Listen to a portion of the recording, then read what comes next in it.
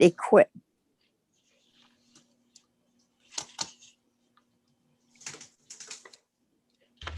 Madam Chair, we are live. Yeah, we are. Okay, thank you very much.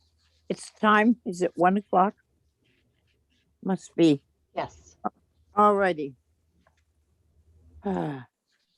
Good afternoon. I am Diane Coombs, Vice Chair of the Historic District Commission. And let's confirm access as to our members. And please say aye when I call your name. Abby, Here. Carrie, Here. Val, Here. Johnny. Here.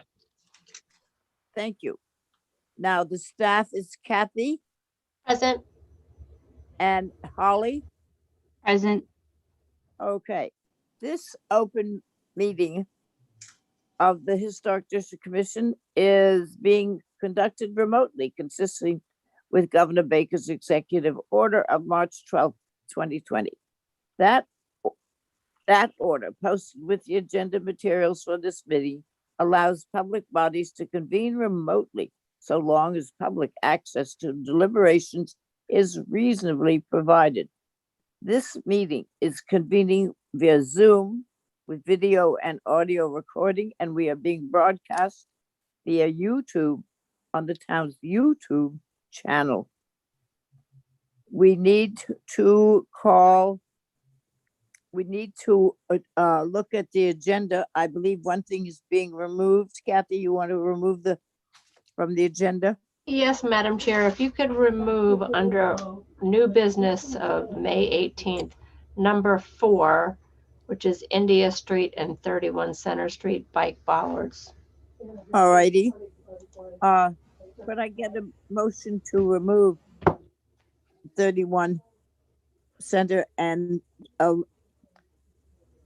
Lily Street, please, or not Lily Street, whatever. So moved, Madam Chair. Thank you. Johnny, can you vote for removing those two from the agenda? Madam Chair, it's only the one application. It has 2 addresses on it. Yeah, Okay, just just for clarification. Johnny, would you give me a vote for removing that from the agenda? Please. Please. Abby? Do you want me to? Yep, you make a motion. I to just made a motion. Okay, Okay, all I'm right. sorry. I didn't hear you, Val. Sorry. Just relax. I just didn't hear you. So on Val's motion, Abby, Aye. Carrie, Aye. Johnny, He's muted, hang on. Johnny, you're on mute, please. He's muted. well, we have enough. I'll vote too. Before. Okay. That is for, now we will approve the agenda. Please, may I have a motion to approve the agenda? So moved, Madam Chair. Thank you. Carrie, Aye. Abby, Aye. Johnny?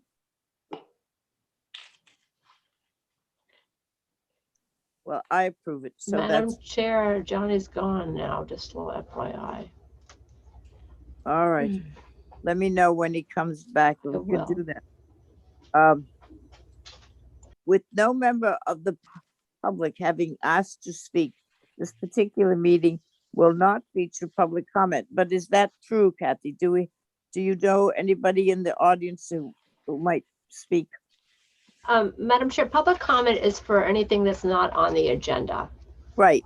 I just wondered. I do not know. You'd Okay. have to Well, ask that. materials provided to the members for the meeting or provided during the meeting are, unless otherwise noted, available on the town website. During the meeting, I'll introduce agenda topics and speakers. Please remember to mute your Zoom audio until your name is called, and let's direct comments and questions through the chair to avoid crosstalk and taking time of minutes easier for Terry. And lastly, the votes will be conducted by a roll call. With that said, we will move on to the meeting. So here we are on page 1. Hold on a second, let's get to it. Okay, our first shot is consent.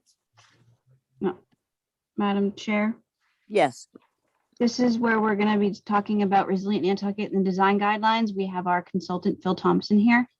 okay, you want to do that before consent then, right? Yes, Madam Chair. Okay, well, we will do that. Start with whatever how you were going to start, or he's going to start, or what? I'll just introduction, if you wouldn't mind. So thank you, everybody. As you all are aware, we're ending our MVP action grant, Resilient Nantucket Design Guidelines, flooding adaptation and building elevation design guidelines that have been done by our consultant, Phil Thompson, who's here. As you know, this has been about a 2-year process from the start that we received this MVP action grant to this time. And the state is actually very happy of what the work that Nantucket has been able to do. And I, as your preservation planner, am before you today to ask for your final review and adoption. These design guidelines are going to be very imperative as we move forward with our resiliency efforts for our National Historic Landmark. And with that, I will put them up on the screen and introduce Phil. Excuse me, Madam Chair, through you, before Phil starts, John McLaughlin just arrived. Oh, good. Oh, Johnny, here. Are you there? I'm here. Very good. We're going to have the review of the flooding of downtown and stuff. So thanks, Holly. Do introduce him.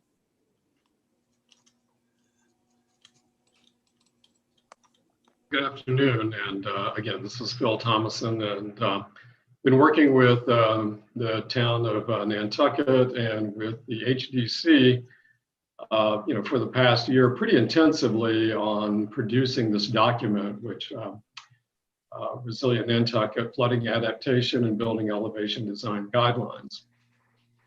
The draft that we've been working on and have done some revisions to over the last couple of months, they've been consistent with the National Park Service guidelines that came out in 2019, which addressed these issues. And I'm also pleased to tell you that the illustrated guidelines that the National Park Service developed just came out earlier this week. So I would encourage you all to get a copy of that, and you will find that, there it is now. Thanks, Holly. You will find that, we address many of the same elements that are included in the National Park Service guidelines. You will find that there are similar topics that are discussed. You will find that we utilize similar kind of photographs and illustrations, but again, geared towards Nantucket and the properties that are at risk in the flood zones. So I hope you've had a chance to review the draft. Again, we've made changes and sent in another version with some minor changes, I guess, last week. And just want to see if you all have any final sort of discussion elements or any other items that you would like to talk about before we move this into a final version. So with that, I'll open it up for any questions or comments. Thank you. Okay, let me ask if anybody has any questions or comments that they would like to ask Phil. I do. Okay, Hi, Phil. Thank you. I just sent a few notes to Holly this morning. More or less, my comments were about different example pictures, and some of them not being clear that they're not here. I mean, we know looking at them, they're not here, but maybe some little note somewhere, but she has all that information, so it's really minimal. The section that I would want to ask my fellow commissioners if they've looked through it is the one for, it's page 89 to 91 about the Nantucket guidelines for elevation and parking. I can't see us adopting any of that anytime. And so I was wondering if that section we should just remove completely. That is a very good question. I've came across ones like that too. So let's see what Phil says. These, the guidelines for elevation and parking are not necessarily just for the properties in the historic district, certainly, or the two historic districts. I intended this manual also to be utilized for properties throughout the island. And so there may be some properties where, you know, this kind of approach would work because they may be, you know, kind of standalone kind of buildings or not have much around them versus in one of the historic districts where the properties are so close to each other. These are just out, you know, they're recommendations to consider, but certainly this would be just on a site by site, property by property basis. If you want to have this removed, you certainly can, but I just wanted to present all of the options that have been utilized in other communities. And I think you probably see similar kind of guidelines also expressed in the recent NPS publication. But I understand your concern about this kind of approach within the historic districts themselves, but I'm including this because there may be some older properties in other sections of the island where this may be applicable. Can I Go on. respond? So I mean, I understand why they were in there, but again, I mean, I know for sure in the old part of town, we wouldn't, I don't believe, consider these. And I can't think of an instance where it would still be okay, like way out of town, would they be in a situation where they are prone to flooding? Because if they are, then the rest of us are underwater. I just don't want to give anyone a false impression that it's okay to apply for something like this. Well, that's fine. I mean, if all, you know, the HDC wants that removed, I'm happy to do it. All right, that may be a question. Phil, thank you very much. Does anybody else want to ask any questions? Abby, Carrie? Maybe No, a comment on to continue the parking thing here. It does say that, you know, parking underneath an historic structure is not allowed on Nantucket, but maybe it should be, maybe there should be a sentence saying it will not be considered by the board anywhere in the historic district, whether it's a historic structure or not. Instead of taking out the section, because it might apply somewhere mid-island or whatever someday. But can you put in a sentence that says that it will not be considered in any shape or form in the historic district? I Madam can Chair. certainly begin that section with that caveat and make that clear. So I could certainly put that as the first bullet point here on that page. Maybe that would take care of some of that, Val. I don't know, look at the pictures.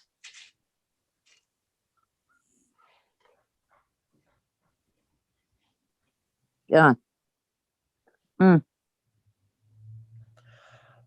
Well, just like any application, if it's proven to be invisible, it technically could be done. I don't know. This is Well, yeah. It's pretty get- obvious that people wouldn't try to do something like that necessarily in the way that they're doing it. Yes, and recognize that I originally had a number of photographs in there of buildings with the parking underneath.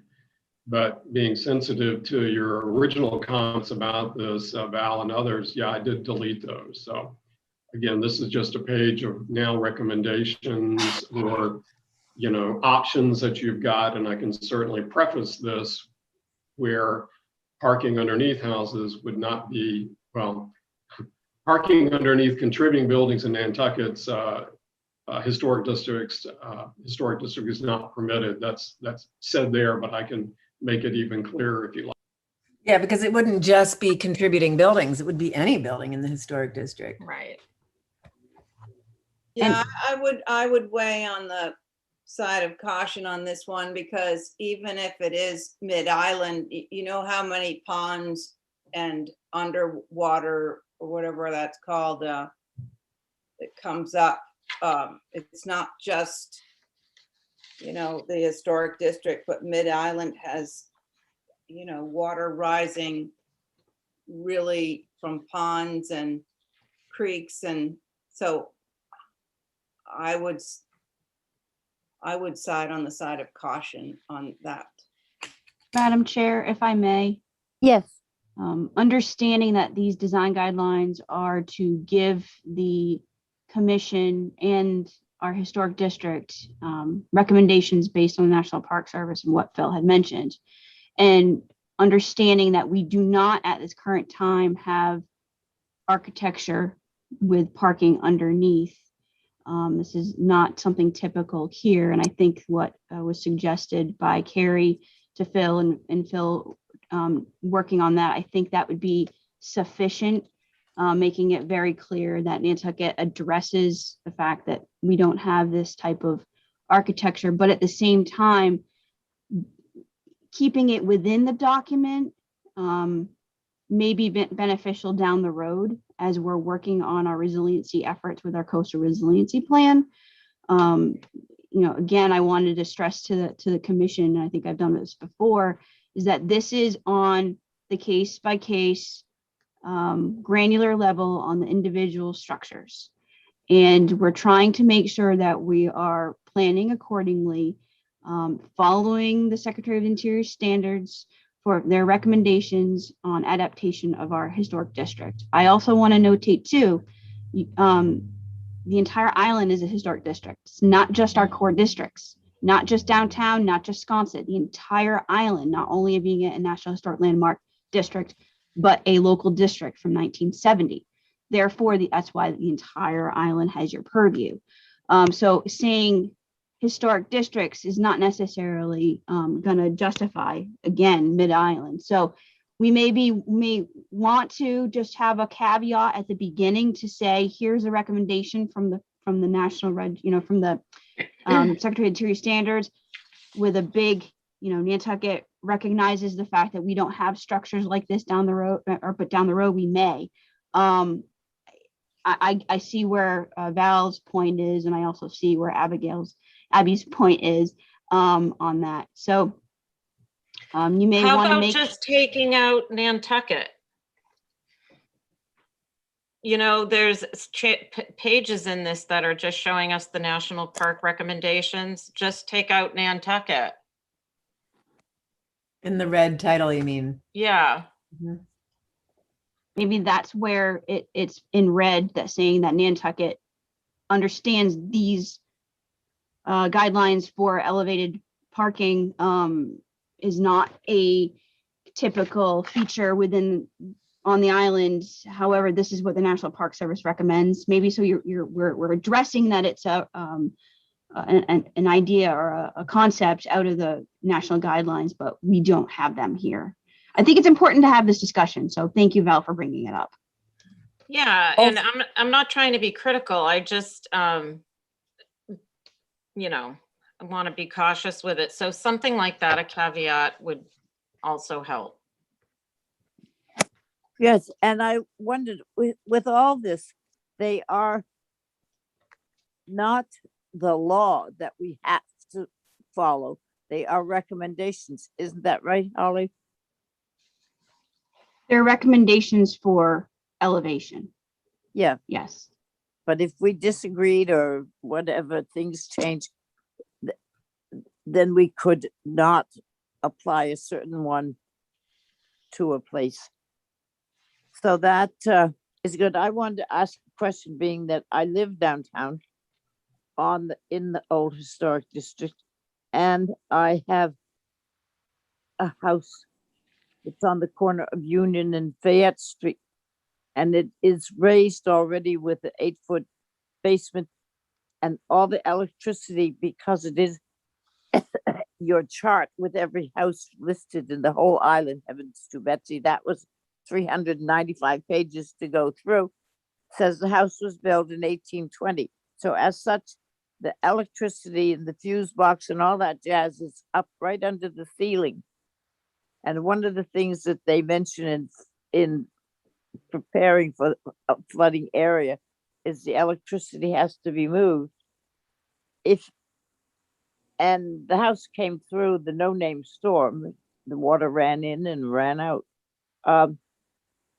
So maybe not every house has to be lifted to an extent. And can you include the 4 feet of basement above the foundation that holds the house up to make it an 8-foot opening there? So some houses have basements and some don't. And I didn't know where you had to start lifting a house on downtown in the historic district. 4 or 5 feet is going to be a difficult proposition. So I just, houses that have questionable foundations and basements, should they not be notified somehow or other so that they don't feel that they are, so that they know what they have to plan for? Are we going to let them know how they are regarded, or is that what they have to do? Madam Chair, I'm not sure I follow, and I apologize, but I want to bring to your attention, the entire commission. You all had a recent application before you on Union Street, and it's a prime example of a historic structure wanting to adapt, knowing that they're very close or quite in the flood zone, but also wanting to do a very historically sensitive addition and accommodate for their for flooding, and utilizing the existing historic basement without hindering that structure. And again, that's where we're wanting to see that. We don't want to have a change in elevation. We don't want historic materials to be taken away from a historic structure if they don't have to be, just to accommodate FEMA, with the mechanisms that are included within this document following the Secretary of Interior standards. So I think that was 46 Union Street. That was a great example of where we're going to see these kind of in-betweens, where we're dealing with a historic structure that isn't necessarily having to be completely elevated. And that might address some of your concerns on that. Yes, well, that's basically, well, better put than I. Well, I think also Diane's question was more about what your mission is, and how do you get the word out besides just word of mouth when someone wants to do some work on their house that's in a floodplain. Then of course they're going to learn about all these guidelines, but how do you put the word out that this is something that Nantucket's researched and now these guidelines are out? Do you have a campaign to sort of put the information out there to get people in the know? Yes. So thank you for putting it more clearly for me, Carrie. Yes, that was, if you looked at the document that I sent to you all, kind of like a primer, if you will, or a checklist, if you will, for the design guidelines, addressing the fact that contributing structures can be exempt under the building code. What does that mean? What they can do, that's exactly what this is going to address. So if you all have any comments on this document that I emailed to you all, I have revised it slightly since I sent it to you, but really what we're looking for, we want to be able to establish a procedure, recommendations, what you all want to see. Because I think up until now, the applications that you've seen for elevations have been few and far between, and really not understanding the full breadth, if you will, of what historic structure can do versus just adapting to the FEMA standards. So that's what this document is before you. I've also spoken to a couple of professionals on the Cape who have kind of done this a little bit of this legwork, I should say, of getting the word out. How do we do that? It all starts about education. You all heard me talk about that. That's why I was a big push for camp through the National Alliance of Preservation Commissions. Really and truly, it's all about education, understanding what it means to be a National Historic Landmark, what it means to be a local district, what it means to follow the Secretary of the Interior standards, which you all promote through Building with Nantucket in Mind. That document was not written just out of thin air.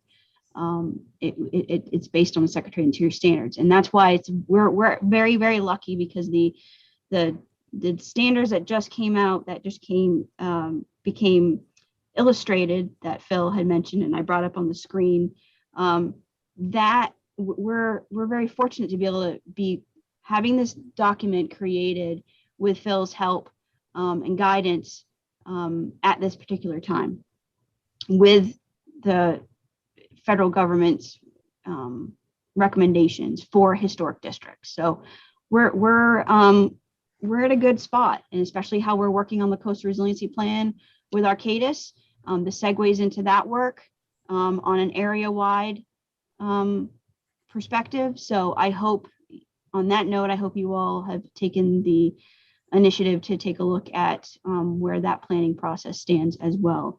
Are there any comments on this document that I'd sent to you all specifically? I have a question. What's the question, Val? And I love it. Thank you for this. This is great, because I think it is really helpful. Number 2, under all elevation proposals must provide interior photos are highly encouraged only if the interior floodplains are to be changed to accommodate building elevations. I wasn't quite clear what that was. Floor plans. I wrote floodplains instead. My apologies. Okay. Just that, I was just wondering what that was. Okay. Mm-hmm. And if there's something in here that we want to add, or if there's something that you don't want to have included in here, but I will notate this. I did look at what Newport, very close to us from a historic perspective and coastal perspective, what they've been doing as far as requesting applications information. Go on. Nope. I Sorry, wondered, Madam Chair. I wondered how I could get a real paper copy of this, because I think this is a great deal hard to remember and see on the screen. And I would like to have it all, including 395 houses that they have on with every street. Is there a place that we can get the printed edition? I can print it out for you, Diane. Somebody can pick it up for you. That's not a problem. Oh, that would be wonderful, because I was going through it, but I spent a lot of time just going back and forth to pick up one thing after the other. Because I think it's a very good document and certainly answers many questions, but it also proposes a lot of questions that it's good if we have the answers to as a commission. So And Madam appreciate Chair, you had mentioned about the structures, and you're referring to the update to the National Historic Landmark District nomination, which was done in 2012 from CPC funding source that Nantucket Preservation Trust got and hired a consultant to update. And that document is available on the town's website. And there is a disclaimer on there because there are some dates that are not 100% accurate, but it's a basis for the NHL. You have to remember the fact that the entire island is a National Historic Landmark. So when they were doing the update, National Park Service folks that came to Nantucket, a lot of their surveying was through what we call a windshield survey. It wasn't necessarily being able to actually look at all these structures. So that document is here. This is another reason why, with you all being a certified local government under the National Park Service in joint connection with the Historical Commission, we have applied for federal funding and are going through the process to update our surveys, create a survey plan that the Historical Commission is spearheading through your staff here to address that. We need to be able to make sure that the information that's provided to you all as the historic district is accurate. And so we need to update our surveys that are about over 30 years old. But this is a basis for the information to be able to figure out if a structure is listed as contributing or not. So Right. Well, it was very interesting. It was every street and house, and some that didn't have a house out in the middle of God knows where, that they had, that was a plot. And also, just one thing for me is, what does TF? My house says TF 3.5. I figured, I didn't know what that was. So on the bottom of that document, Diane, I'll click onto it so everybody, for your benefit. Scroll all the way down to the bottom. You're actually going to see my disclaimer that's on there for the public. There is a abbreviation, and TF means timber frame. And whenever there's a number next to it, that indicates the number of bays or facade as opposed to structural bays. I figured that, but wanted to know, because a lot of houses had it, so I wanted to know what I was looking at. Thank you very much. So now, if everybody has at least an answer to their question, we should go ahead and get this certified. How do you want to do that, Holly? I would really like to have a formal adoption of the design guidelines. So that way Can we it's make that as a motion? So we have it as a motion, I would love that. and if somebody doesn't, at least we have started. So let me see if I can get a motion to adopt the guidelines that we have reviewed today. Madam Motion? Chairperson, Yes, Johnny. yes, has a motion definitely been approved to approve this? Has it definitely been made? No, I want somebody to make it. We just came to that. So I need a motion to approve the review that we just did and adopt them. If somebody would make that motion, we could do I that. will make you, the Val. motion to adopt this document with some of the minor tweaks that we talked about today. Okay, thank you. Carrie, Aye. Abby, Aye. Johnny,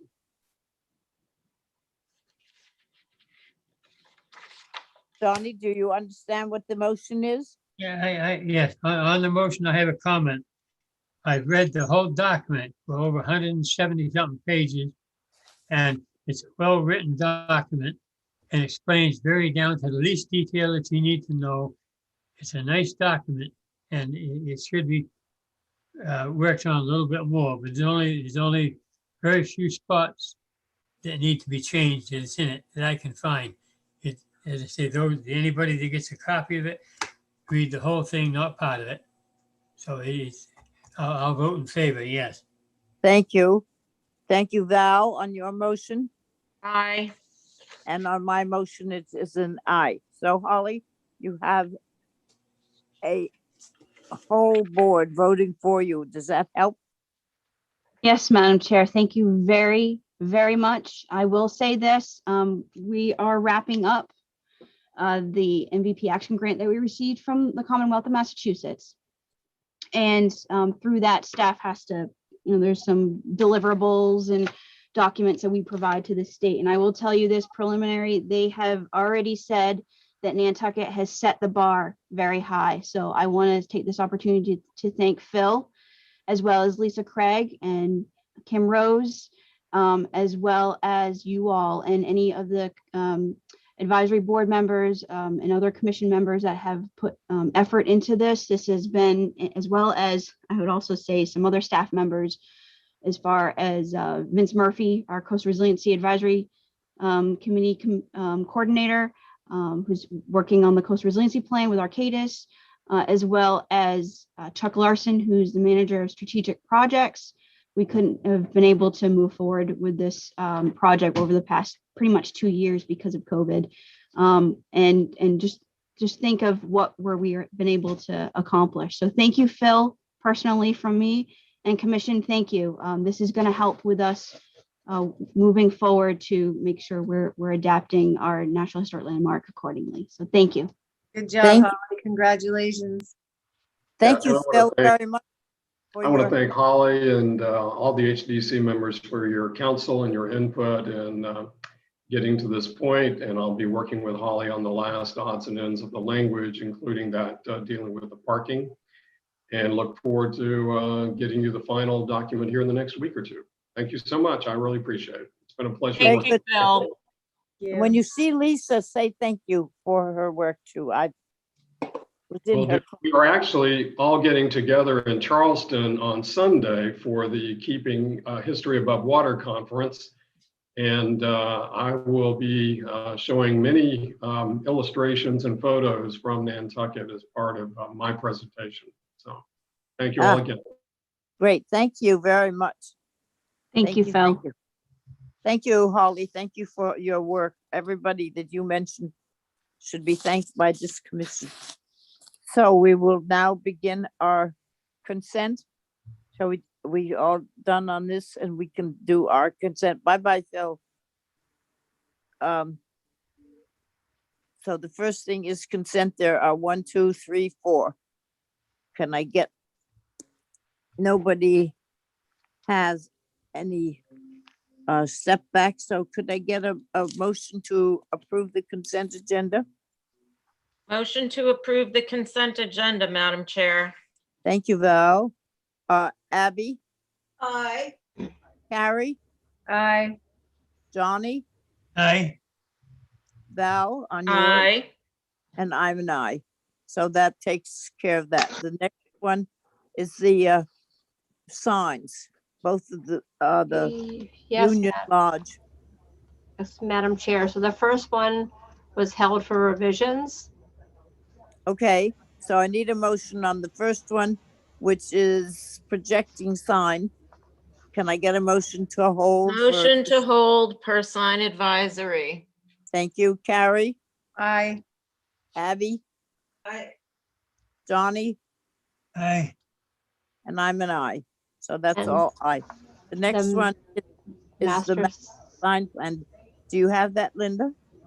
master sign plan was approved with sign advisory comments. Okay, so I need that motion. Motion to approve with sign advisory comments. Okay, Carrie, Aye. Abby, Aye. Johnny, Aye.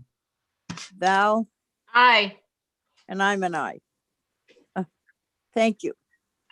That's all. The next one is a review of property at 8 Bank Street. It is not, to my knowledge, anything we're going to vote on today. It is a review and a view only of the property. Unless we all agree that it's wonderful, and I guess then we could vote on it. So, Angus, are you here?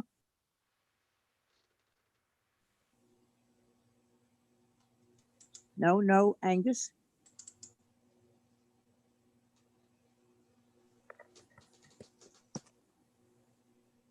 Hi.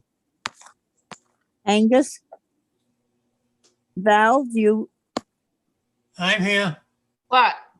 no, I wonder if anybody saw Angus on there. Is No, but I think if he's not here to represent it, we should at least hear what the neighbors have to say since they're all here. Yeah, that's true. I don't see him on this list of being here, so I don't know, but I think that's great. So we will review this and we will Madam start. Chair, Yes, I just let Angus in the meeting, so he's coming in right now. okay. I'll wait for him.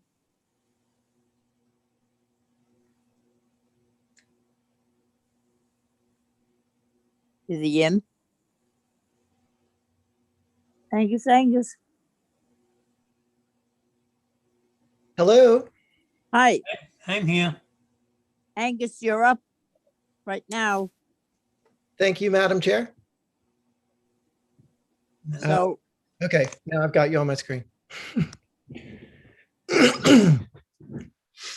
Um, so a few weeks ago, we reviewed the plans. I brought up the inspiration photos, which are really from the 1880s turn of the century, back when Codfish Park was really a simpler place with very, very simple gable structures. In fact, the photo in front of you there is an old photo that looks up what is now Beach Street towards Mid Gully. And you can see the structure in the distance more closely resembles what is proposed than what is existing there now. I think there may be some confusion about the date because this structure was there, and then what has been referred to as the hot dog stand or convenience store was a later version of this building. And that has changed dramatically over the years. As I had mentioned in the first meeting, the roof lines have changed, the windows have changed, the walls have changed, the doors have changed, the chimney was added. So there have been significant changes throughout its history. But if we go back as far as the earliest photos, this is what you're looking at. Could we go, is there any way to make that old picture, like, could we get in a little closer? Thank you. I just want to recognize the houses on the hill and the road going down. So Liberty Hall is up above to the right. And then I believe it's 9 Front Street or 9 Broadway that is above it to the left.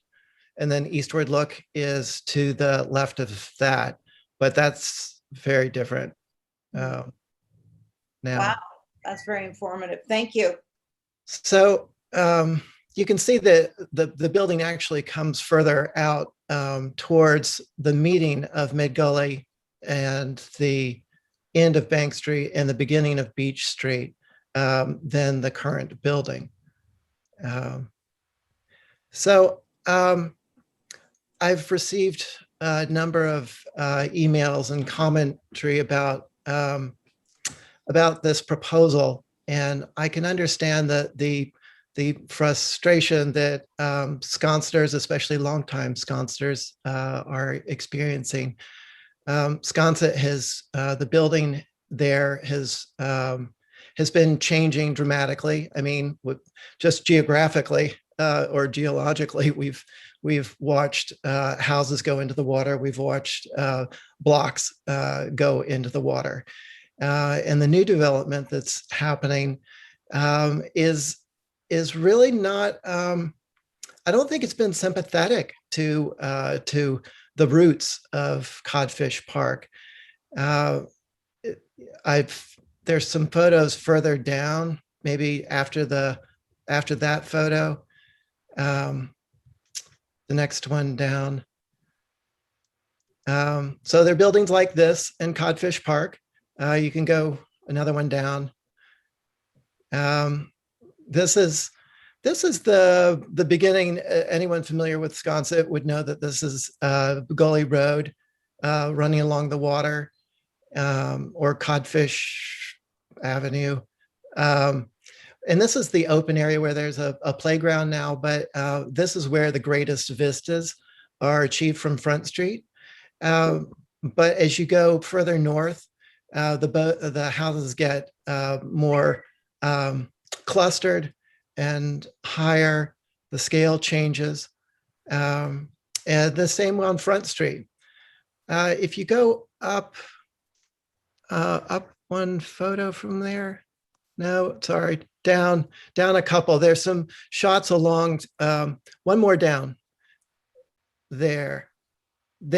So at the end of Front Street, the beauty of Front Street for me, and I've my first winter here was back in '81, and I've walked and run this path from the bridge up to the lighthouse for 4 decades, and this, without doubt, is really one of my favorite streets on the island. And I think, you know, when I try to think about why it's so desirable, it's because of the vistas looking along the street. But there are the areas where the buildings are very close, and then it opens up, and there's some areas where there's no view because it's all house, and there are other areas where where it opens up towards the southern end, and there's this grand view of the ocean and along the bank. But this is one of the changes that has happened, is at the very end of the north end of Front Street. An addition like this was put on this house that dates back, originally built in the Quidnet area back in 1670. So here's a flat roofed 2-story addition that was put on the end of it. And from the dormer to the right would have been sky. And this is what you would have seen at the end of your view on Front Street. Okay, now you can go back up one, wherever that was. Yeah, there. So this is from the beginning of the Bluff Walk. And for many, it really is a hidden treasure, that Bluff Walk. But this is the very beginning of it. And this is what we look at. And the historic structure has been obliterated.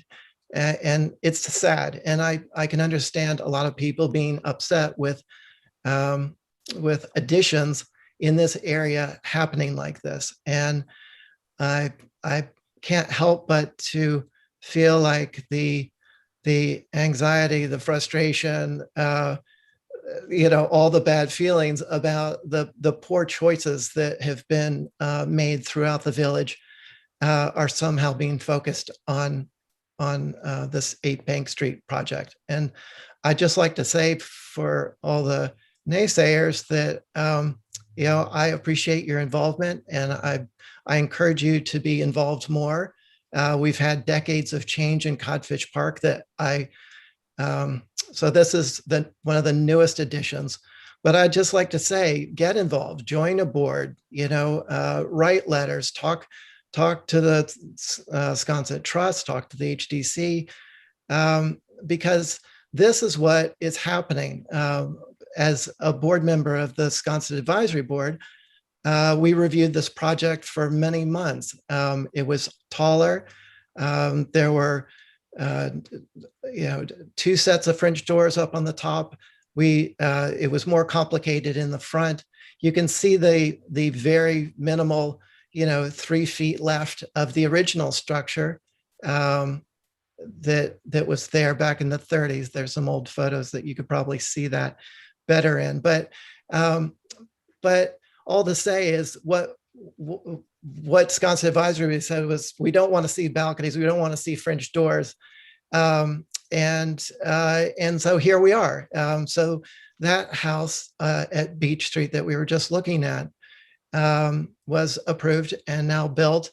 And after Sconset Advisory, being okay with it once everything was removed from the south side, Now they've gone back and gotten a balcony and French door, and down below their French doors. And these are elements that 30 years ago, when I was in front of the HDC, the French doors were discouraged pretty much from sight. Second floor balconies were discouraged.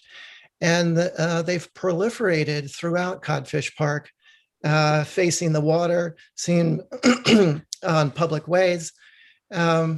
So all to say, maybe scroll down to, or up, to where, yeah, that second, the third photo. So here in the middle is the new house that we were just looking at on Beach Street. That's at 22 feet. And then to the left of it, there's a house under construction. The basement has been dug and they're working on the construction. The original proposal was over 25 feet, and now this has been approved and is being built at 23'6". And this is across the street from 8 Bank Street. Just note from this photo is that the house to the right, that was an open area of Front Street, except for the little cottage that can be seen in that old photo that's below this one, number 4. Yeah, that little cottage luckily was saved. Many of the little cottages like this are demolished these days or removed from their surroundings. This one was moved down to the base of the cliff or the base of the bluff at North Gully. And recently there's been an application to move it over to another part on Front Street down on the lower bank, below the bank, which we're relieved for. But just to say that change has happened, and that right above the horse and carriage is that little cottage that was replaced by the house that was in the previous photo. And it significantly changed the vista, the view from Center Street, I mean, from Front Street. But that's just part of the change that has happened. But along the north side of Front Street, houses have gotten to be closer and closer and closer, so that you barely can look through somebody's gate and see a snippet of water. But you know that at one end or the other of Front Street, it's going to open back up again and you'll see the water. I honestly think that that's just part of the charm of it. But here again is a photo of what was at 8 Bank Street, which again is more reminiscent of what we're proposing. It's very simple, gable. What we're proposing is probably shorter than this, but in length. But it wasn't uncommon to add a second floor or loft space or heighten things or put on a lean-to or an addition in order to facilitate a new use. So if you go to I think it's at maybe the last slide. No, this is just more of the construction that's been happening down there, where there's 2 stories, real 2 stories. By the way, if you have to have a dormer to have headspace, in this case with 8 Bank, the dormer is really to be able to have a headroom, legal headroom, to use the bathroom. So it, by all measures, cannot be called a 2-story house. There is a bar graph in there somewhere, if you can find it.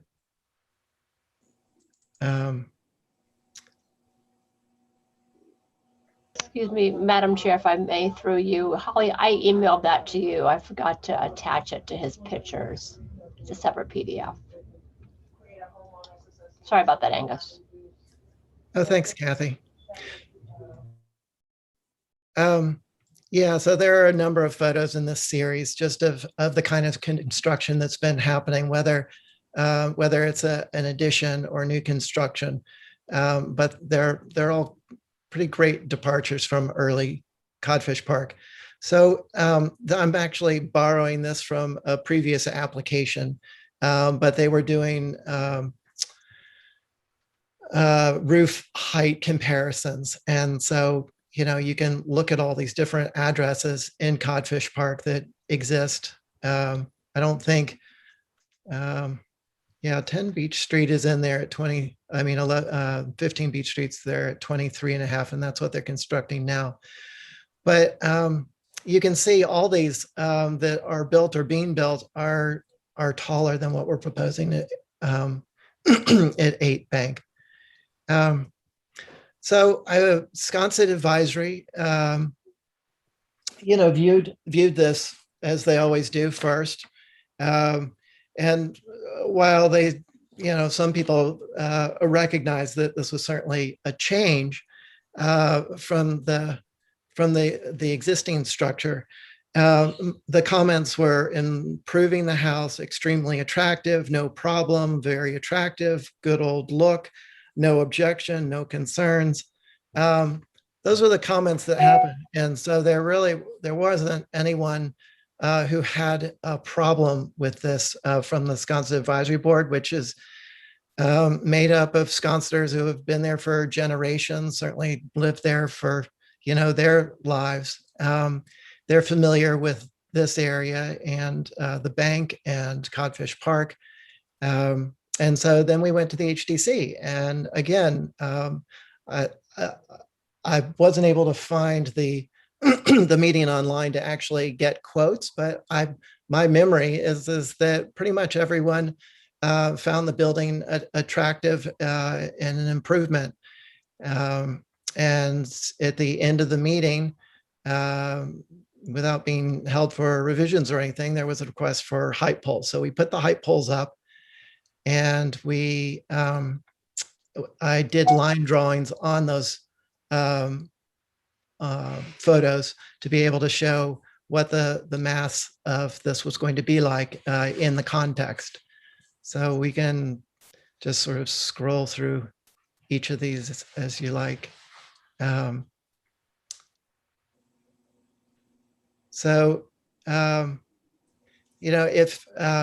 we're not really looking at, it would probably be helpful to be looking at the elevations of the house, but this is similar to what would be there. There would be the front door underneath the porch and a window, a 12/12 above the porch up in the gable window for the loft. You can go to the next photo. And then this is looking up Beach Street, where the house to the left of that van is a foot taller, and the house being built to the right is 2.5 feet taller. There's still, the backdrop. This isn't going up into the up into blocking, the view of the bluff. Everything is still visible up there. You can see Liberty Hall still visible behind it. And the views from the house to the right of it on Front Street and to the left of it on Front Street, don't even, they look towards the water, and this is off to the side, so it's not even playing apart. I did take a photograph of a level line, basically from one rail to the other rail of that 30-inch high fence on top of the retaining wall on the west side of Gully Path. And the peak of this is just above that. So it's about waist height when you're up there. Walking along the path, there are going to be, well, I guess you could go to the other pictures from the path. But you can see that the buildings that already exist are up above where this would be.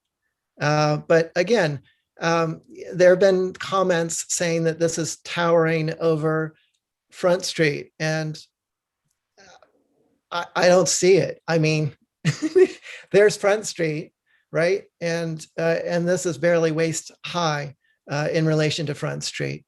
You can go to the next photo. I mean, to see through the forest of houses that are in Codfish Park now, you got a diagonal view here, a diagonal there view, but this is one of those places where that's pretty much a straight on, open view, and it remains open. One thing that this perspective shows is the sort of an inappropriate flat roofed dormer, flush dormer on the house across Bank Street is obstructed, which I think is a bonus actually in this view. You could go to the next photo. This is the one that I was describing where I sort of leveled one fence with the other. I don't know whether the fences are actually, whether that's level ground, but you can see that it's just above the fence level. You can go to the next one. So this is further down Front Street, and this is where if you were looking straight to the right towards the water, it's just there's a cluster of new buildings, but you can see that this is this is blocking view of a telephone pole, and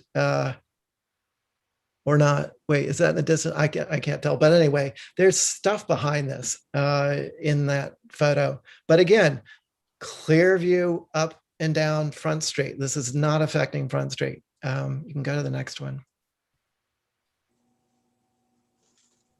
I think that's a repeat. Never mind. Yeah, that's a repeat. Nice laundry.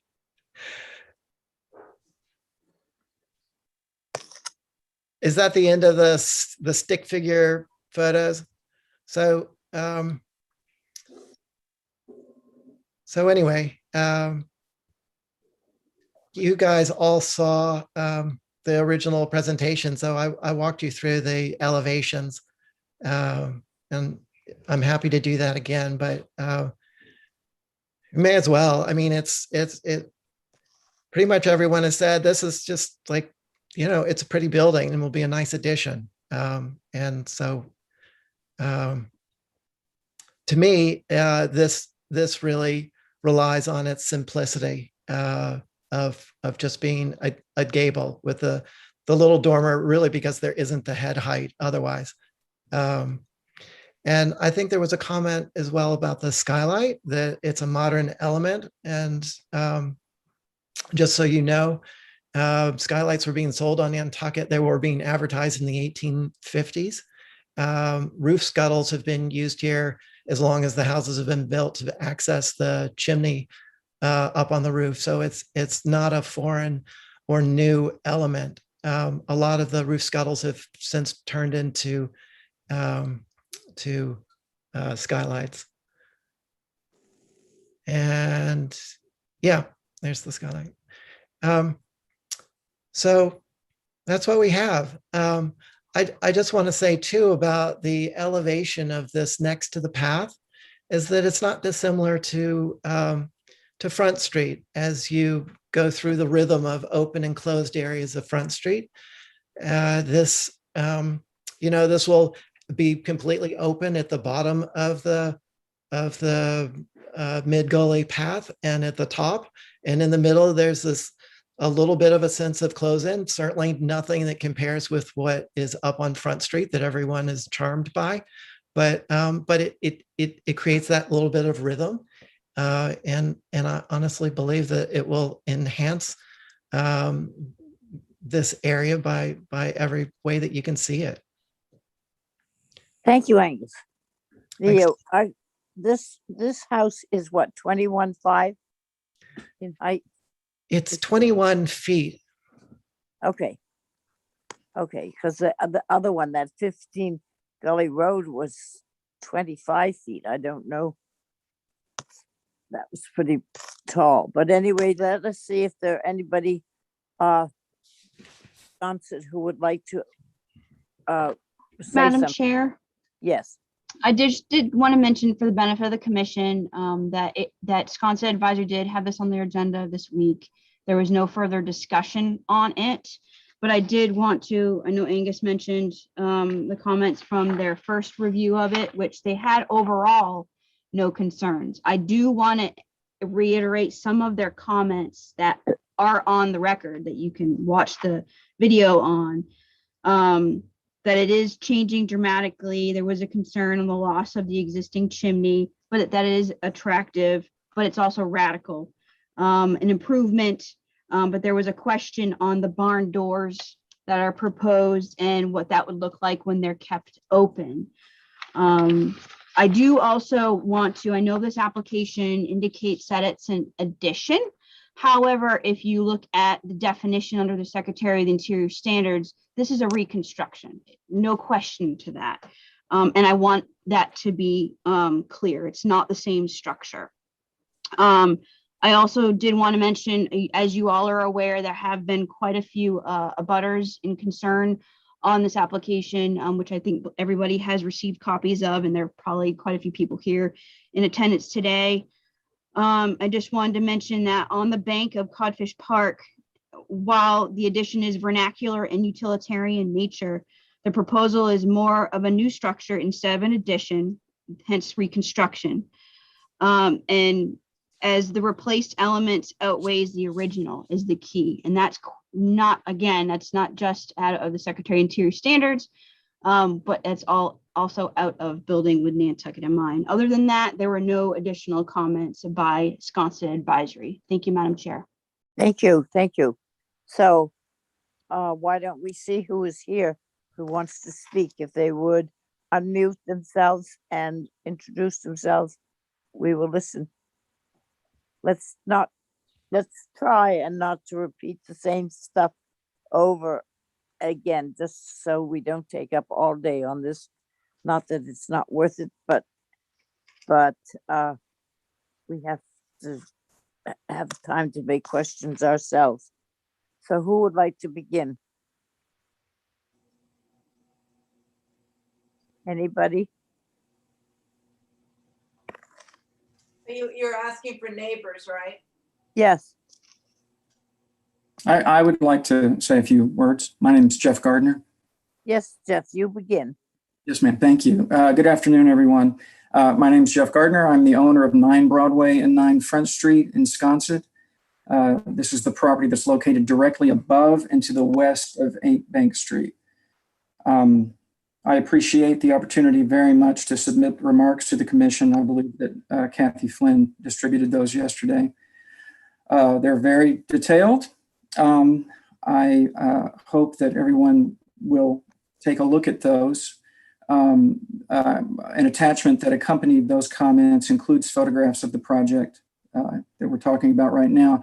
I blocked in with color, the drawings that Angus provided in his submission so that they're solid, so that you get a better idea of the mass of the structure. And actually, I see them flipping in the background there. Yep. In brief, my concern is that the proposed structure in its current version is simply going to be too tall. It is too tall. The roof line, while in Angus's photo, he hunkered down and he took the photograph across the rail of the fence for the garden back there. When you're standing up, you actually see much more of the roof. The height is currently of this current structure 9 feet tall. It's going to go to 21 feet. I don't think that comparing this to other structures in Codfish Park is an accurate comparison, because the grade upon which this structure is going to be built is actually higher than all of those other structures. So it's actually 3 feet at least higher than the structures that are closer to the beach. I've watched many of these meetings leading up to this. I'm new as a property owner in Wisconsin. I'm old to the island, coming there since I was a small child as a vacationer, but I'm a new property owner. And I've noticed that the subject of height comes up repeatedly, whether it be in relation to a shed or a pool house or what have you. That always seems to be a concern. The unique difference in this situation is that you're looking down on the structure from Front Street. Angus, with all due respect, I don't think that you're being totally honest in your descriptions of the photographs and of what you've pictured here. Your images are taken from very far away in most cases. I think that the wireframes indications are a little misleading. Anyway, I don't want to, you have my commentary. I know that there are other neighbors who would like to speak, so I will step away from this, but I would ask that the commission consider a revision of this to lower the height. I appreciate the opportunity to speak. Thank you very much. Thank you, Jeff, very much. Is there anybody else who would like to speak at this time? I'd like to speak. I'm Margaret Van Duzen, and my sisters and I are the owners of 7 Front Street. We're lucky enough that our house has been at 7 Front Street, which is eastward look, in our family since it was built. We did submit a number of pictures with rudimentary cross-hatching. I think Jeff Gardner's pictures are much clearer in terms of the blockiness and the verticalness of what is being proposed and how it really will substantially detract from the views from Front Street, but also Middle Gully itself, which is a contributing element in the historic district, because you have a very steep retaining wall on the west side. And then if this were to be built to the height that it's being proposed, it will basically close in Middle Gully as well. There's a tree on the property, and I think, Angus, correct me if I'm wrong, that tree is probably going to have to go. So, because I don't know how you could construct this without taking out the tree. So what the view will be from Front Street, and again, I think it does matter. You're not sitting down when you're on Front Street, you're standing up and walking and admiring the views over the rooftops and to the ocean.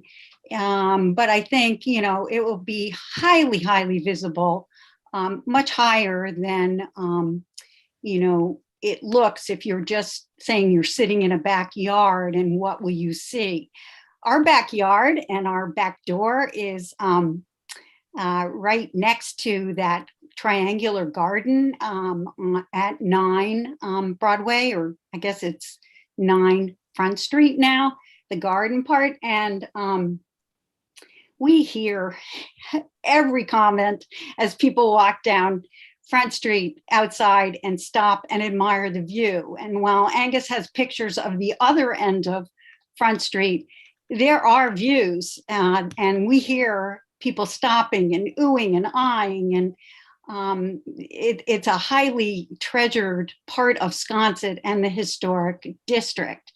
And to see this go up there in that particular spot, you can talk about the height issue and say, well, okay, the HDC has allowed taller buildings down on Beach Street, but in fact, it's a perspective issue as well. This is right up against the bank. And so it is going to cut views substantially. And we really hope that this is not the precedent that it would set if you were to approve this, because the other thing is that Angus talks about the sweeping views at the beginning of Front Street, but the fact is those properties are owned. And if you allow this, there's nothing, I think, to stop people from building below the bank there as well. So we really hope that you can require this to be a substantially lower building. And with a full basement, a first story and a second story here, it's too large under the circumstances, and it would be just such a shame for everybody to lose this. Thank you. Thank you, Margaret, very much. Is there anybody else who would like to speak at this time? This is Lisa Soder. I would like to speak. Yes, Lisa. Thank you for the opportunity. I am the owner of 13 Broadway. That is right behind the Arve's house. So my view is from the other side of Front Street. And I bought my house almost 30 years ago. I am a year-round resident. I enjoy the views every morning when I wake up. I can see the ocean from my bed. And that is a big part of the reason that I bought this house. Once this house is constructed, the second story is constructed, my views from every side of every window in my house will be eclipsed by the roof of that house, because I'm looking down and the roof will be in my direct line of sight rather than the water. So I agree with Jeff and Margaret that the comparison of the height of this building, this proposed construction, to the other structures in Codfish Park is not relevant. Those structures are being viewed from the level of Codfish Park as opposed to from the level of Front Street, where we all own property and have enjoyed our views. And we don't just enjoy the views where they open up, like at Middle Gully and at the end in certain spots. We enjoy our views from our homes, and we won't be able to see a lot of it from our homes once that happens. I'm also concerned about the disruption in the construction so close to the bank. I wonder if a study has been done, and I missed the first part of this this discussion, and I haven't received any documentation at all about this, even though my house is very close to this, about the impact of building a basement at the base of the bluff. So I am in agreement with my neighbors that we would ask the commission to take a very, very hard look and try to lower the height of this building so that it doesn't come above the top of the bluff. Thank you. Is there Thank you. anybody else, or shall we begin with the commissioners? I'm Nice. sorry. Sorry, this is Margaret Van Dusen again. Can I just add one other thing, if I could? On the west side, right now we're looking at the east side elevation, and certainly with that sliding doors open, that's going to give Bank Street a pretty different look as people walk by, because presumably those doors aren't going to be closed all the time. But if we could just go to the west side, thank you. I'm counting six visible windows on that side, right up against Middle Gully Road, which is a historic gully. It's got cobblestones on it, and then a 9-foot wide dormer up there as well. So I'd just like to point that out, because as we look at the impacts to Middle Gully, in addition to the ones to Front Street, just hate to see this kind of closed in and tunnel that'll be created because of the fact that there is the high retaining wall on the other side as well. So people walking down Middle Gully will be looking into the windows of this particular structure, which is right up against the gully. Thank you. Thank you. Thank you. All right, anybody else speak, or we're going to go to the commissioners? Madam Chair, can I respond to the comments that have been made? I would like to get the commissioners first, Angus, and then you can put it all together, okay? Thank you.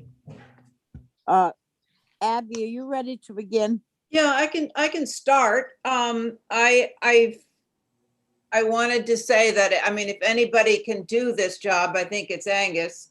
He really understands Sconset vernacular and Codfish Park. It shows from the history he showed us. Given that, I think this is about the most hardest site I've ever seen to try to renovate or do something with a hot dog stand. That's got to be the hardest. But given the history, we have to ask ourselves, what are we looking for? Are we going to go way back to fishing cottages that were simple barns, or are we going to compromise with what's been going on,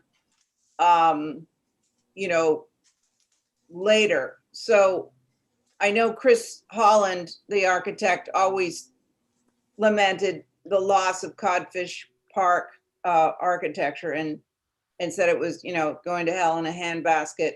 And it certainly did in the 70s. There's a lot of abuse of architecture. But the best I can come up with is, this is such a simple structure, but maybe if we did additive massing in 2 sections and the front part was dropped, to sort of go with the grading of the grading of the site, that it has its low point and then it goes up. If we were to try to work with the grading and put a smaller section first and then have it go back more in 2 sections. So I want to hear what my other board members say, because this is a really difficult one. So thank you, Madam Chair. Thank you, Abby. Carrie. Madam Chair, I'm not technically on this one. I have been at each of the today and the last one if you need me, but I don't know the technicalities if I'm allowed to sit on it. Taking the place, you're here as an alternate, you're taking Ray's place? I don't know if I'd be taking Ray's place, but if I'm able to speak, I have been attending all the meetings. So Okay, well, I would say you were able to speak. okay. I think as the threshold to Codfish Park from the gully, this is incredibly a sensitive spot. I think the massing is quite monolithic for this particular spot. I agree with Abby that it should be broken down. I don't think there are many monolithic buildings in Codfish Park. They all have lots of pieces and different ridge lines. And while I totally appreciate this building, I do think it's beautiful. Angus, I just think this particular location is not really appropriate for a monolith. And I think that's all I'll say for now, but thank you. All right, thank you. Val. Yeah, hi. Hi. I really liked this design and I still do. I did mention in the first meeting, I thought the roof line should perhaps be broken a little so that it has more additive mass feeling, like the house that's there, although it will be in the opposite way. The higher part is where the smaller part is, and the lower part would be down toward where you start walking up the gully. But simplicity is, the key. I think with a little finessing, this is fine. And Alrighty. that we are not in the business of preserving people's views. We're in the business of talking about what's appropriate and not appropriate. And in my mind, maybe not the 32 feet, i.e. that's why I say break it up. It's a simple building like those old historic photos. Thank you. Thank you. Johnny. Yes, thank you, Madam Chairperson. I am making the statement on this structure. I'm going to vote against the motion and the structure itself. It has the wrong type of windows for its size of the structure, and a little bit of too much modern lattice work around too. So that's why I'm gonna vote no. All right. That's We it. don't have a motion yet, so just wait a minute. I would say that we are committed to observe the streetscape and the surrounding houses in any place. It is part of our mission. So I do think you have to bring in the streetscape and what's surrounding it. For picking at it, I think that it should be broken down so it's maybe it was a long thing back in 1890. I don't think it fits here. I would like to see it drop down in the front, which is the beginning of the walk, and then go up further in.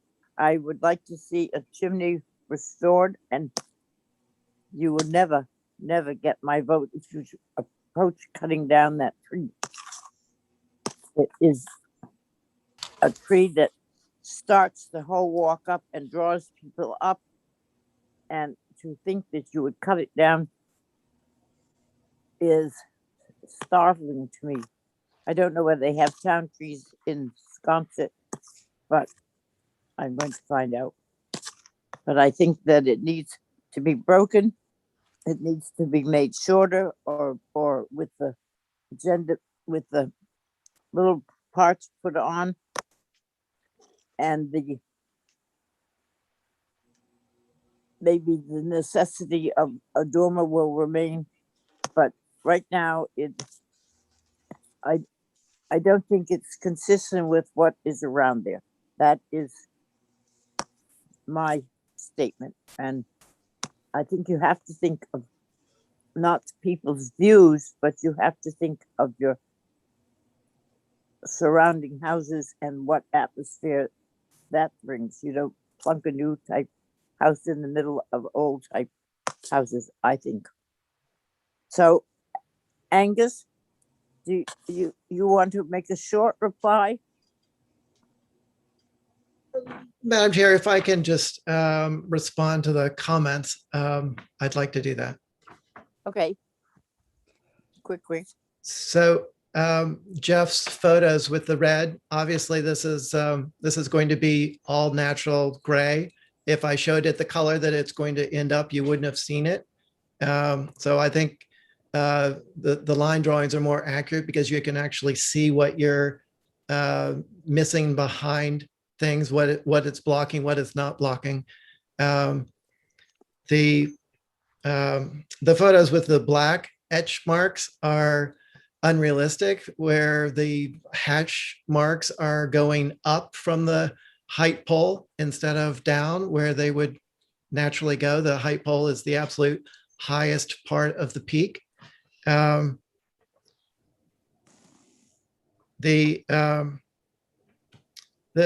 views from, with this only being 3 feet above Front Street, I don't know how anyone can say how much that's really going to change views, because anyone's view is probably 5 feet or so above, so they're going to be looking out, and there's so many directions to look. As far as the lowering the height, relating to the front, I really do believe the strength of this is in the simplicity of it. And once we start screwing with that, then it's getting more complicated. So it really isn't reading like the historic structures that were in Codfish Park. Everything has gotten to be so busy down there with balconies and French doors and dormers, that this really was relying on its simplicity.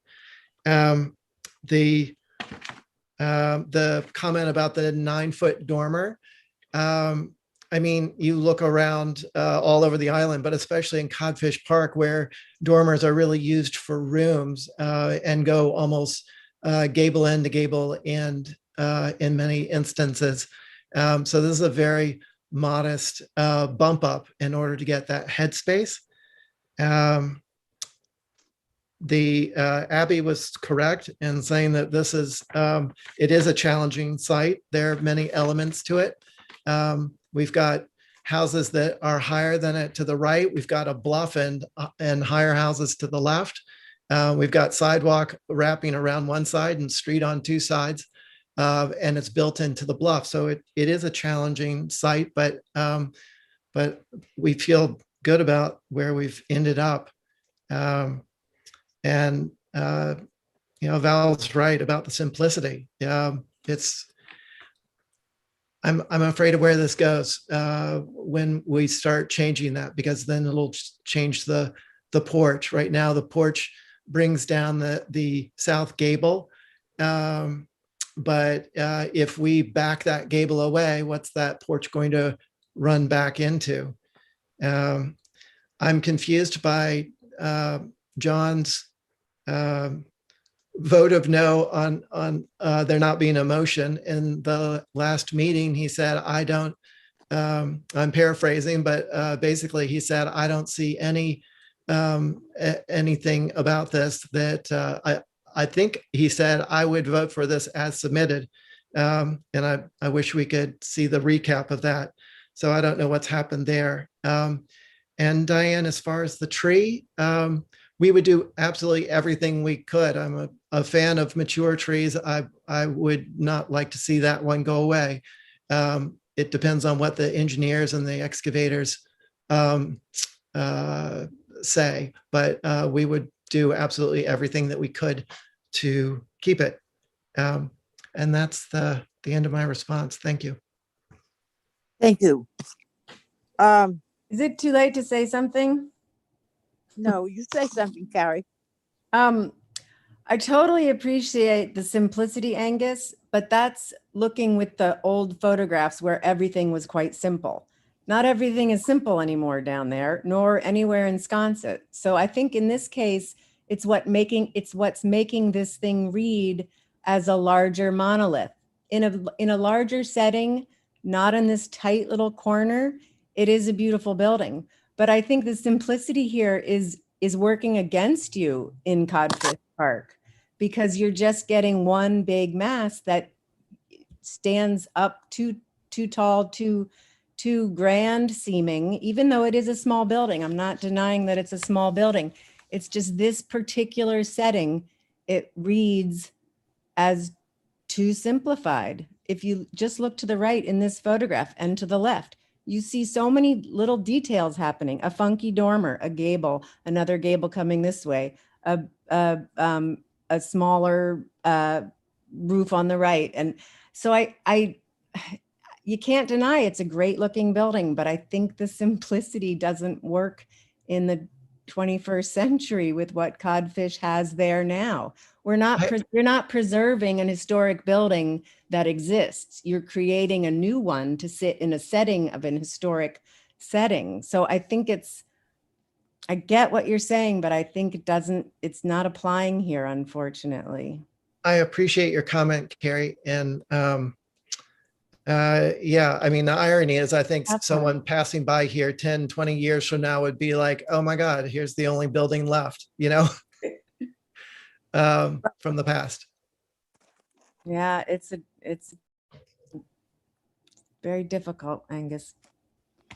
I agree with you. And I think engineers sometimes have to do what they're told, not tell you what to do. As far as the tree is Do you concerned. think we should hold for revisions, Madam Chair, or Yes. are we at a point where Angus wants to withdraw it, or? I can do either. I would make it- recommend a motion for revisions, but if he chooses to do it another way, then I would be willing to hear it. Does somebody want to make a motion for holding for revisions? Sure, I will, but if Angus feels that he's done all he can, I mean, I'm really asking Angus, does he want another shot at this? Right. So I'm asking. Thank you, Abby. That's up to my clients. And so if you make a motion for revisions, we'll show up with revisions or not. Okay, that's my motion then. That would be good. So Abby, you were going to make that motion? Yep. All right. I made it. Thanks a lot. Carrie? Aye. Abby? Aye. Johnny? Hold Aye. for revision. Thank you. And I'm an aye also. And Val? And I'm an aye. Yes. Did I miss you? I'm sorry. I'm sorry. All Thank right. you for your time. I beg pardon? Thank Thank you you. for your time. Okay, thank you, Angus. Thank you very much for your explanation and all that stuff. Bye. So, oh, what, I don't know what time it is. Do we It's, have it's 2:35. can anybody stay or shall we call the meeting for now? Our next one is the new dwelling at 6 Village Way. Could we make this our last one, though? Yep, we could make this our last one. We'll do that. Hi, So Madam we'll, Chair. My name is Irina Matas. I'm from Workshop APD, and unfortunately, Andrew had to run already, so we'd like to hold this application for next week, if possible. that is 6 Village Way. 6 Village Way, correct? Okay, can I get a quick motion to hold 6 Village Way until Tuesday, please? So moved. Motion to hold. Thank you. Carrie, Aye. Val, Aye. Abby, Aye. Johnny.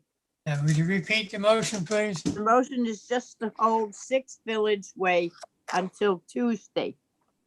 Thank you. Yes, you. I'm in favor. All right, so we do a quick one, which sounds good. It's 80 Easton Street. It's just a spa. Good. Do we have anybody here for it? I do. Yes, you do. Hi, my Madam Chair, I'm so sorry. I have a call from overseas and I've got to Okay. step out. All right, you get it. I'm sorry. We'll see you Tuesday. Thank you. Okay, so we have got a 4-member board. Dolores, is that all right with you? I think so. This is my first time in front of the board, so I assume that's perfectly fine. Very good. So my name is Dolores Martin, and I obviously live at 80 Easton, and this will be my 4th summer in the home.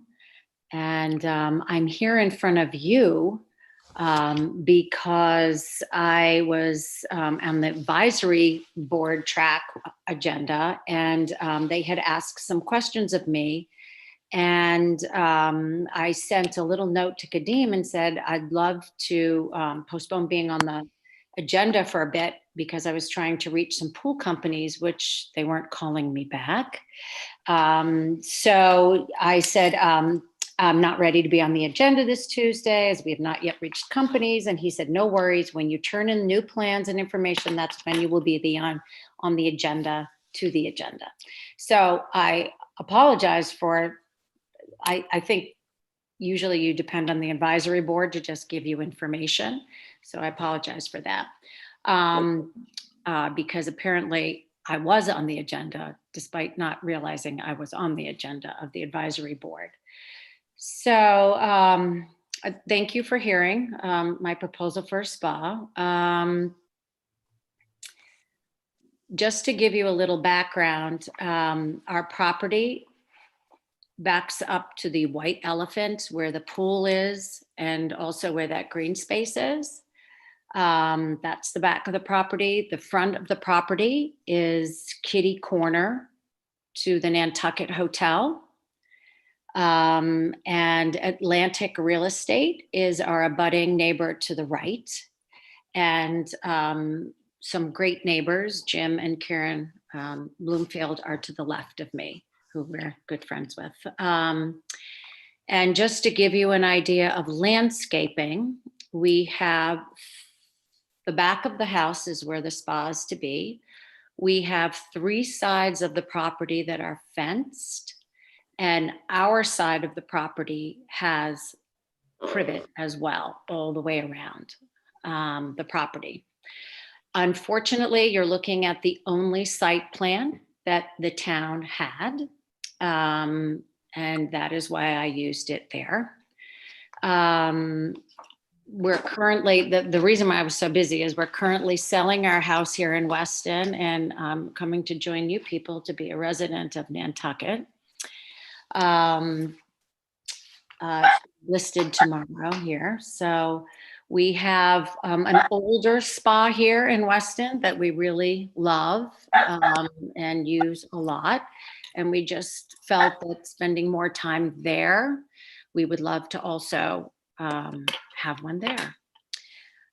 So the information that I had from the email from Kadeem was that they wanted to know, I know you're interested in making sure that the spa is not visible, that it's, you know.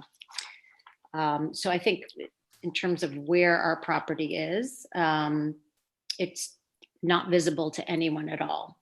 The size is what they had wanted to know, and our spa size will be 9 feet by 16.5 feet, which is below the total allowed, which is 150 feet. It's going to be a rectangle with an automatic cover. I don't know if that is something you're interested in. The depth will, depending on kind of who we go with and the type, exactly whoever responds, it will be a depth of 48 inches to 52 inches. My husband, who is here as well, there he is. Hi, everyone. Wants it to be a foot above, to a 1.5 feet above grade, because he feels it will look better and it will be safer. My kids are now in their 20s, and there's no grandkids or anything, but just in the future, we're kind of hoping, you know, that kind of is we're thinking it would look better and be safer, and which would make it about 3 feet at the most below, or 3.5 feet. Location, where would like to place it in from the middle to the back of the lot, because we want to be able to fence off with a very light fencing for in the prospect of having grandkids. We don't want it to be, you know, walk out of the house and have a spa right there. So we measured it all out, and we would like it between 8 and 10 feet from the back of the lot, 5 to 6 feet from the left side of the lot. And then we also have the studio in the back, which it will abut to. So that is, hopefully, I've answered some of the advisory boards and your questions regarding from the Historical Commission's viewpoint. Dolores, could we see the site plan? Madam Chair, Yes. this is your site plan. So if I may just reiterate what HSAB had said. HSAB reviewed this application on May 17th, and they said they need more information about the spa, size, above or below ground, exact location. It was hard to discern from what's being shown to you right now where exactly it's going to go.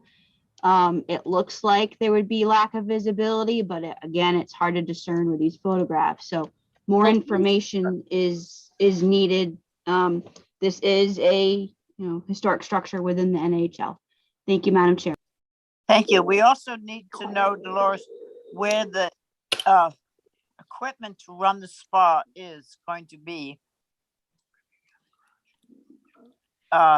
Where? Yeah. I'm gonna switch it to me. I don't know. I don't think we have the ability to switch the photos, but there's one photo you have which shows the right there.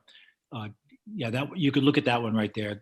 Our property is the one on the left, and Atlantic Real Estate is the one on the right. That's just a little area for the cars. If you can look forward. And I would like to note also, this was taken like the beginning of May for the privet. It's very full and lush, or the end of April, maybe. Yeah. Well, your house right next to Kim Taylor's, right? It is, yeah. Kim is our neighbor. Yep. Yeah. But then what happens is if you could, you can't, because there's 2 different sections of privet blocking the view. But if you could, and you were able to continue through the privet, that's the studio that Dolores had mentioned. The spa itself would be to the left of that studio. So straight ahead would be that studio, and you can kind of see the roof line of it, but that's kind of the extent of what you can see. And then the spa that we would like to install would be to the left of that studio, directly behind our house. Okay, In terms of the equipment, I know you had a question about the equipment. Our intent would be to have the equipment located behind the studio. And there's about 6 or 7 feet of space behind. 7.5. It's 7.5 feet behind the studio, which is sort of a bricked patio. And behind the studio is a fence, and on the other side of the fence is the White Elephant property, which at least today is There's the grassy woods as area well. behind the White Yeah. Elephant. And there's behind us. woods in between us and the grassy area. It's like a big. when 50 you talk about the grassy area, this is if you were coming down from town going towards Jetty's Beach, it's the grassy area, whatever, is on the left-hand side, right? No, the grassy area we're talking about is the grass that's actually owned and maintained by the White Elephant. I know, but I don't know what. Oh, okay. Do you know where the pool is by the White Elephant? Do you know where Yeah. they use as where it's the old harbor house, you know? Madam Chair, if I may, I had shared an excellent. aerial photo with the girls Perfect. to help solve this problem. I think it's just a kind of incomplete application. This shows you what the scenario is. We just need some pictures of the fence, a picture of what the spa is going to look like, Something and scale. some better information, written on the plan, but that's the visibility. Okay. And our property is sort of, if we see with the little legend that says White Elephant Village, if you kind of go straight down from there, take your little cursor, go to the right there. That was where her cursor is where we want to be sitting in our spa, right there. Okay. I just want to be 90 degrees and sunny. Just remember also that spa equipment cannot be in the setback if you have a 5-foot setback to your property line. This is why you need a really good site plan that's to scale. Okay, Yeah. we will do that. Showing exactly Okay, where so this can is. I'm just writing down everything you're saying so that it's not, that we don't have to bother you much more. So it has to be a picture. We do have a picture there of, you don't see the fence from the White Elephant because there's woods in between. So if you go down the pictures from the roadway that is there currently, I can't. She can't touch it. I can't touch the pictures, but if you could scroll down, I could show you where the picture is that shows you. If you scroll down and continue to scroll down and continue to scroll down. Yeah, the pictures are tough. I know. I don't know why they didn't look like this when I sent them.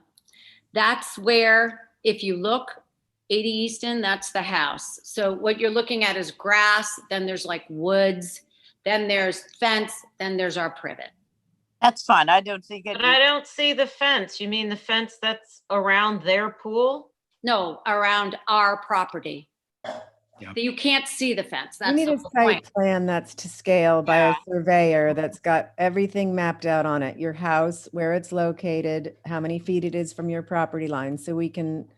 Okay. You know, We're going to put assess together a list. We'll put anyway. together a list of exactly what you want. So you want a picture of our fence. You want Inside our property or outside the property? You just want to know what you're matching. We need a site plan.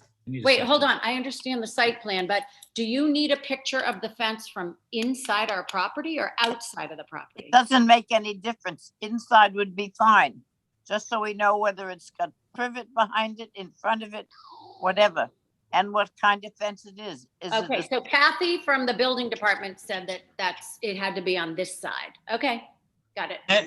Madam Look, the Chairperson, hedge might die, so we just want to see what the fence looks like. Okay, sure. Yes, John. Yes, excuse me. I need to speak to one of the commissioners. Yes, Johnny. yes, thank you, Madam Chairperson. I would like to make a motion to hold this to Tuesday and get a second viewing of from the street from both corners.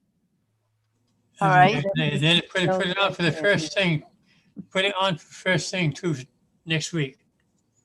Would you make that motion? Yes, it's a motion to hold it till then. Trying to go to get another view of it. Very important.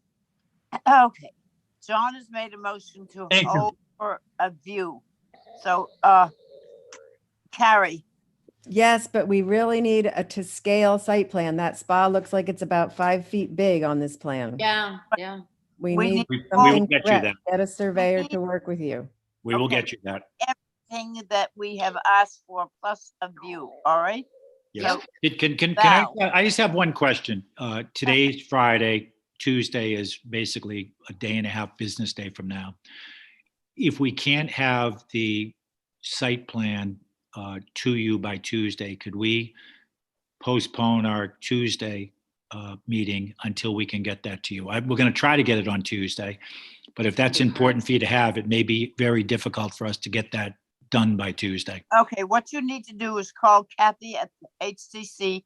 Okay. and see when your application, which should go into her, so it can go on to the next meeting, whatever it is. That's That would perfect, give ma'am. as Thank you. much time as you would like, but in the meantime, we have to do something with this, so we are going to go for a view, and it is extending your meeting until you can do it, but we have to act. So if we take it as a view and further information, that should cover you. That's perfect. Perfect. Thank you very much. Very appreciated. And excuse me, Madam Chair, before you take a motion, just so Yep. you know, the Martins, you can watch us on YouTube. I can send you the link. You can listen to it again, it's over and over again. Oh, really? Yeah, I'll send you the link. Very Perfect. kind of you. Thank you. Thank you. Val, Aye. thank you. Johnny did and Carrie, and I'm an aye. So Aye. that's it. The four votes to hold for review and further information. Okay? I just have one quick question. So when we come back Tuesday, how many board members are there? Could there be a whole different? set of No. board- No, Okay, there's only 5 of us Aye. until Thank you. Tuesday. all right, thank you. Thank you. Thank you very much, everyone. All righty. So I think we should probably adjourn, don't you? Motion to adjourn. Yeah, it's 5 minutes to 3. Thank you all for sticking so long. I appreciate it. We got some things done and we did listen to the 8 Bank Aye. Street report. So can I get a motion for calling the meeting? Motion to adjourn. Thank you. Carrie, Aye. Johnny, Aye. Val, Aye. and I'm an aye. So that's it. Thank you. Thank you, thank you. Bye. Goodbye. Thanks, everybody. Thank you, Kathy. Thank you, Holly. It was a good meeting.